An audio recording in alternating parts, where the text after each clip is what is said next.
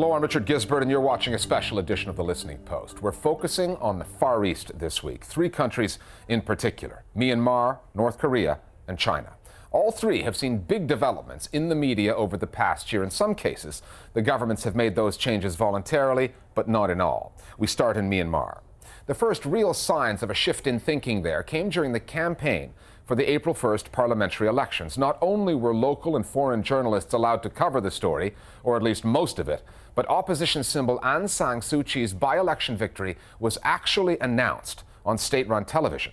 Since then, there's been a remarkable loosening of the rules of reporting in Myanmar. Local media are no longer pre-censored, and exiled news outlets are making their way back into the country.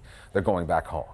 But there's still some way to go before Myanmar can claim that its media have been completely unshackled. The long-promised, much-anticipated press freedom law is yet to come. Our starting point for the Myanmar story is the capital, Yangon.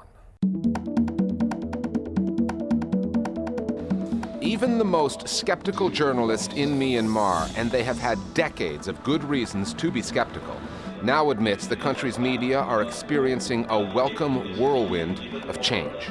This media conference took place in September in Yangon. It was unprecedented. Journalists and media activists, many of whom had been persecuted, were now at the table with the government discussing the future of state-owned media.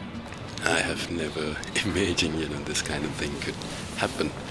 It's so fast. I mean, the first time I met the Ministry of Information was in February 2012, and 6 months later, we're having this conference and talking openly about not just media freedom in general, but to change the state media to become independent and become a real public service broadcasting. This is incredible. This conference is something rather unusual here. A lot of discussion going on about what will be the futures of state media, particularly the most famous MRTV. And I think there is some efforts try to change the nature of the state mechanism into a much more public-oriented one. So I think that's really significant developments. The first signs of significant change that the military government was not just going through the motions on reform came back in April. The rules were loosened for the coverage of parliamentary elections. Foreign journalists were allowed in and could report freely. And in an important symbolic change, state-owned television announced the victory of Aung San Suu Kyi.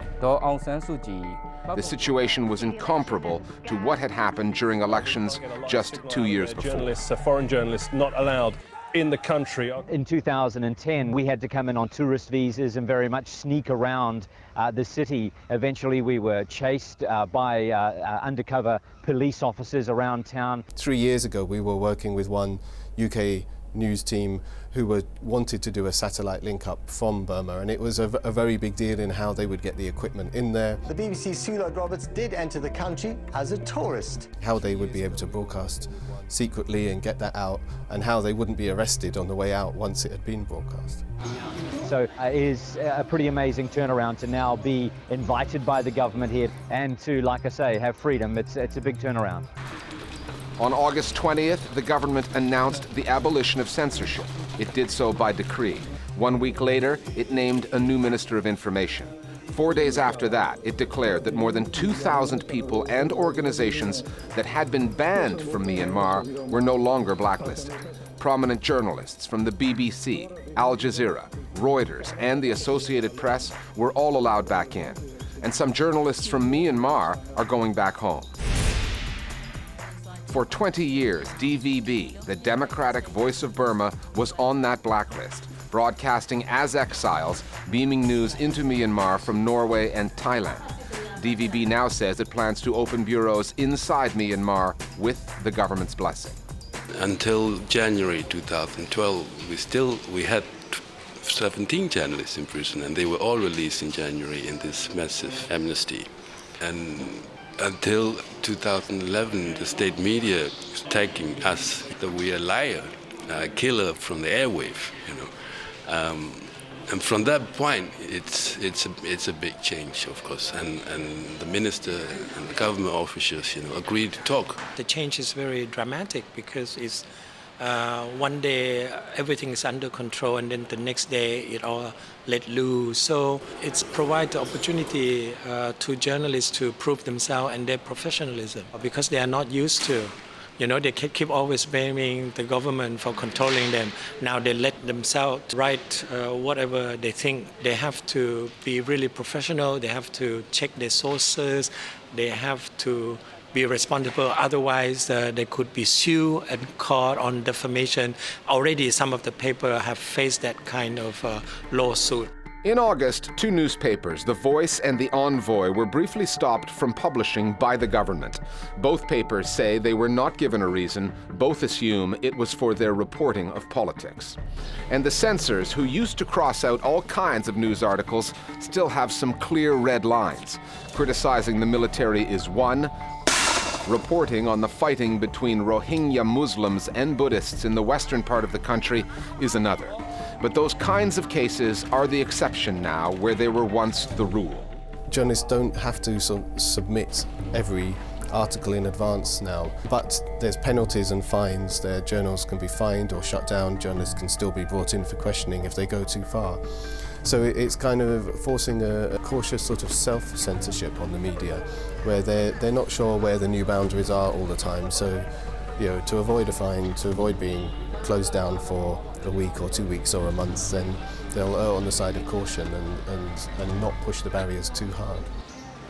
Criticising the military, for example, is still a very sensitive issue. Criticising the government is still really a no-go area, even though it is getting easier. It's getting better for them to be able to monitor the government's performance and voice their opinion about it.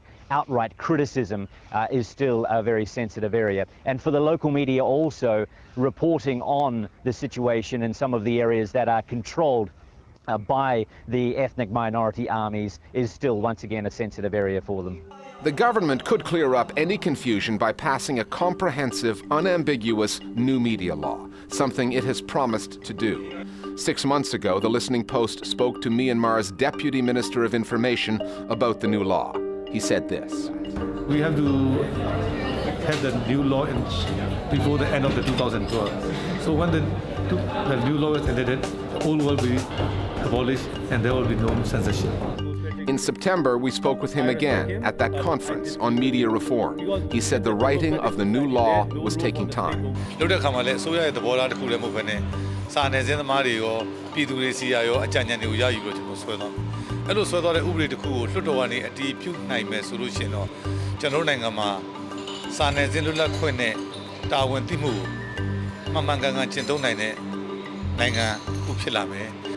So watch this space. Scores of Burmese journalists certainly are. Having worked around censors for almost 50 years, they learned long ago how to play the government's game. And they can hardly wait for the new rules of journalistic engagement in Myanmar. For the North Korean media, the story of the past year has been one of ups and downs. First, there was the catastrophic news of the death of the country's dear leader, Kim Jong-il. Then, the jubilation that accompanied the news of the newly appointed supreme leader, Kim Jong-un. Then there was the unveiling of Kim Jong-un's wife, the mysterious Ri Sol-ju. State-run media have made all kinds of attempts to project the new power couple as young and modern, no different than other heads of state. But North Korea is still a diplomatic pariah, an economic backwater, and media access for outsiders is almost non-existent. The country's sublimely named Propaganda and Agitation Department focuses on spreading the cult of the Kims, using the state media network and an army of propaganda artists. The Listening Post's Flo Phillips now on the lengths the propagandists will go to laud the young, unelected leader of the country that calls itself the Democratic People's Republic of Korea.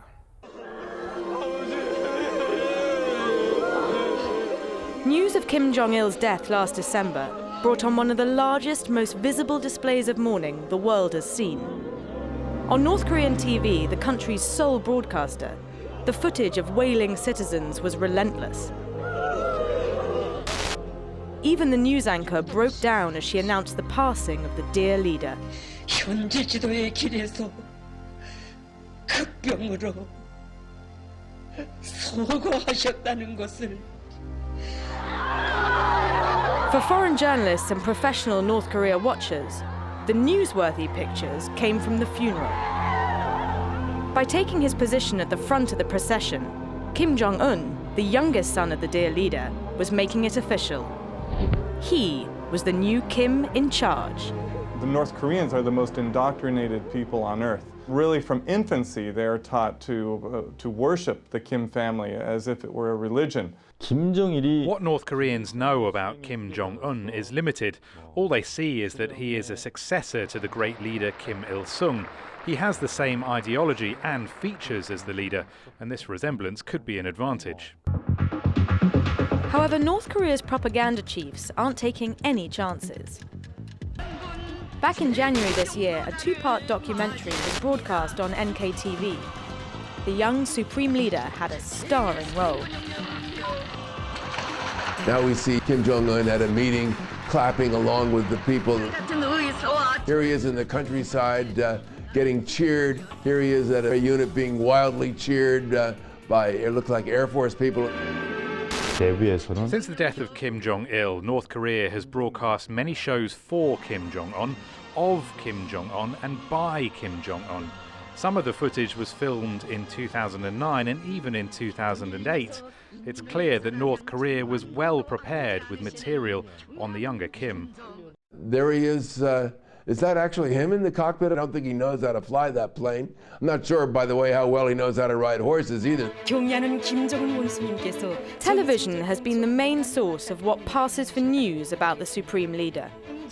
North Koreans see plenty of pictures, but details are vague. In July, footage of Kim Jong-un's wife was aired for the first time ever.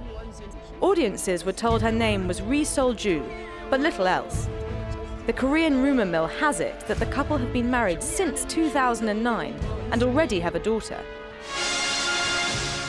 Whether the TV output in North Korea is believable or not, the audience doesn't have much choice. The country's media are owned and run solely by the Kim government.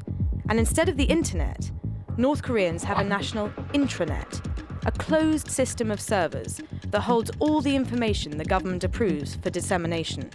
This national intranet cannot be seen by people outside North Korea, but scroll through one of the few official websites they've actually put up on the World Wide Web, and it's clear that North Korean propagandists fashion their online media in exactly the same way they do their print and TV, in the service of the Kims and the North Korean army. All media in North Korea are under the exclusive control of the state. The Central Committee of the Korean Workers' Party runs the propaganda and agitation department. Media is so tightly controlled that it's not possible to have a different point of view. As a matter of fact, schedules of producers, reporters and news presenters are made at least one day in advance. The North Korean state media totally reflects everything that they're told to reflect and says everything they're told to say. There are two state television networks. People cannot tune into any other network. The television sets that they get are calibrated so that they can only get these two channels, and the same with the radio stations. Just how well this policy of media isolation is serving North Korea and the Kims is debatable. With almost no credible information sources within the country, and with a ruling family that looks ever more eccentric, at least to people outside, the North Korean regime plays right into the hands of its critics. Kim Jong-il and his son Kim Jong-un certainly lend themselves to satire. Newsweek had a cover that said Dr. Evil. Recently, Time magazine had a cover that said Little Kim. My favorite is from The Economist. They had a cover that showed Kim Jong-il and said, "Greetings, Earthlings." But I would caution your viewers that we satirize the North Korean regime. Sure, it's hard to resist, but we need to take them seriously. In the Hermit Kingdom, there are signs of change. The North Korea that Kim Jong-un has inherited is different from the North Korea his father, Kim Jong-il, ruled. This past January, the Associated Press finally received permission to open an office in Pyongyang. Sort of. The Bureau's two reporters are not allowed to actually live in the country. They're only allowed to visit. But this office at least gives them a presence there, which is better than what the rest of the global media are getting. You can see the cracks in North Korea's media blockade, however, at the country's borders. Just across the 38th parallel in South Korea, groups of activists have been sending up what they call truth balloons, packages containing news clippings, handheld radios and messages from South Koreans, which are then floated across the militarized territory between the two countries. Late in October this year, the campaign was forced to a screeching halt when Pyongyang threatened a merciless military strike should any more, what they call propaganda balloons, be sent over the border. North Korea hasn't been quite as firm with another one of its neighbours though, China. The borders between the two countries are becoming increasingly porous. We did an interesting study. There was a film broadcast in China, a heroic story of a policeman who sacrificed his life for the Chinese people. The movie was distributed near the Chinese border on bootleg CDs. In a space of 30 or 40 days, a huge number of North Koreans had watched the film. That's a remarkable speed. The media space governed by the government of North Korea is being changed by its people, who are seeking something new. If we look in absolute terms at where North Korea was, say, 10 years ago, information is getting in much more easily. North Koreans are listening to foreign radio, both stations in South Korea and stations from the United States, like Voice of America, Radio Free Asia. There are several defector-run stations in South Korea. DVDs are flooding into the country. USBs are going in and out. People are smuggling in information and files. The number of North Koreans plugged into this underground media market, however, is small. And as long as the regime maintains its almost total control over the airwaves in North Korea, the few who do have access to information from outside can do nothing to spread the word. Their voices will remain locked in, and the media will remain locked out. You're going to be hearing a lot of political news out of China over the next few weeks when the international media focus on the 18th Congress of China's Communist Party. Chinese news organizations will be following that story too. Usually, when the world pays attention to journalism in China, it's for the wrong reasons. The Paris-based press freedom group Reporters Without Borders ranks China as the 6th most repressive media environment in the world. So Chinese reporters and the outlets they work for are routinely written off as mere government mouthpieces. The Communist Party does maintain a tight grip in most areas, but media production in China has exploded over the past 3 decades, and with that has come new competition for readers, viewers, and revenues. That has given rise to a new kind of investigative reporting. News outlets have found that, like anywhere else, exposing wrongdoing and unearthing the odd scandal can be good for business. Investigative reporting in China is not without its limits or its risks, but China is no longer the journalistic black hole it once was. The Listening Post's Meenakshi Ravi now on the gray areas, and the reporters finding ways to produce high-quality, muckraking journalism in the world's largest one-party state.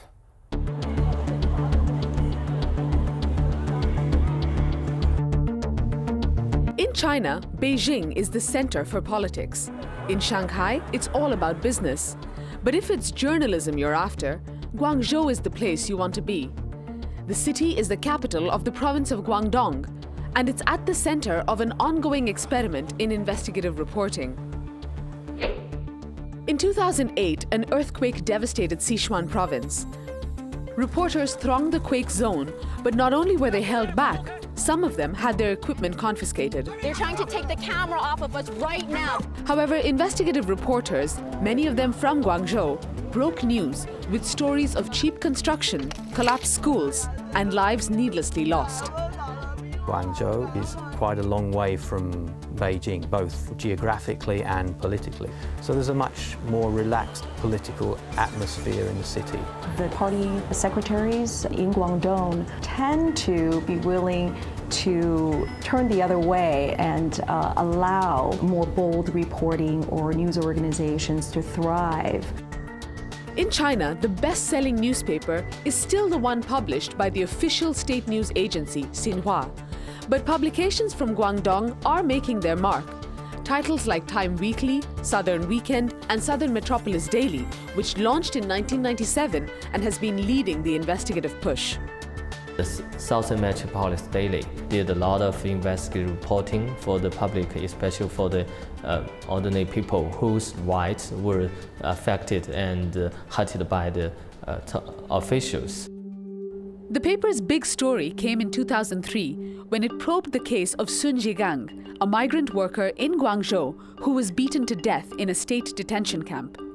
The story had an impact at the highest levels of Chinese government, prompting Premier Wen Jiabao to order a change in the law. But you know, in China, it's very risky to do the investigations about the policeman. It's very sensitive topic. But the Southern Metropolis Daily decided to publish this story. To do that was a very, very bold move, and as a consequence, Wen Jiabao had decided to abolish such, detention center, at least for people who didn't have proper ID. For the global news audience, China's media policy is defined by its harsh treatment of journalists whose reporting is at odds with government narratives. The ban on Twitter and Facebook, Google's departure from the mainland due to censorship, and just this year, the expulsion of Al Jazeera's correspondent, Melissa Chan, the first expulsion of a foreign journalist in a decade. But China's media landscape has been undergoing a slow and steady transformation, mirroring that of the larger economy. Back in 1979, there were fewer than 70 newspapers, and their job was to deliver the Communist Party's message and showcase its work. Today, there are nearly 2,000 newspapers and 10,000 magazines, and the competition for readers and revenues is a big factor in pushing the limits of Chinese journalism. You cannot recognize the media landscape in China nowadays. You see a lot of media organizations such as Phoenix Television sending out reporters to do in-depth investigation, because that's where they can increase their rating and draw their audience. Investigative journalism broke new ground in 1992 when the state broadcaster CCTV launched a daily current affairs program called Focus. The broadcast zeroed in on corruption and official wrongdoing across China and proved a big hit. The hand behind this groundbreaking show was the Communist Party leadership. It saw investigative journalism as a way to keep a check on local officials. When investigative journalism started to practice in China in 1990s, in fact, it was encouraged by the central government in order to meet its need to limit the power of the local governments. But in that process, you have enterprising journalists, that really leverage that central directive to push the envelope, as we might say, to really do more than what maybe the central government intended. One of the tactics journalists use to pursue sensitive investigations is called Yidi Jiandu, or cross-regional reporting. It takes advantage of a loophole in Chinese media regulations. Regional arms of the Communist Party have the right to control papers in their own province, but not reporters from elsewhere. This allows journalists to focus their investigative energies on stories outside their home province.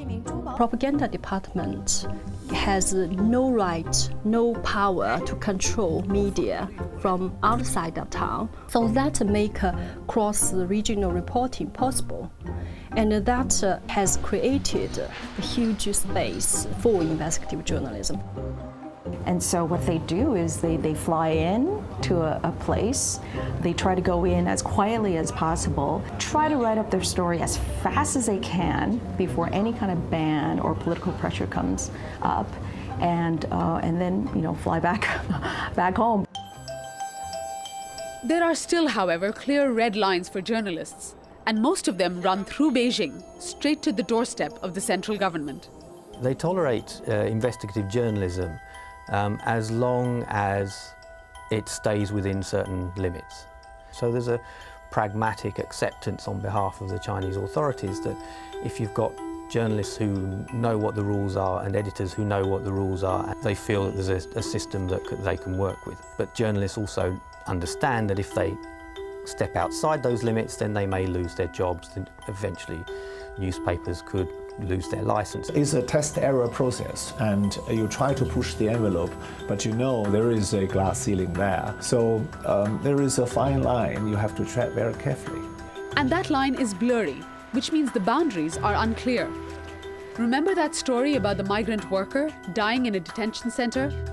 Just 11 months after the Southern Metropolis Daily published it, the paper's editor was arrested on allegations of corruption and jailed for 5 months. Beijing may have loosened the rules of reporting, but the journalists testing the limits are still paying the price.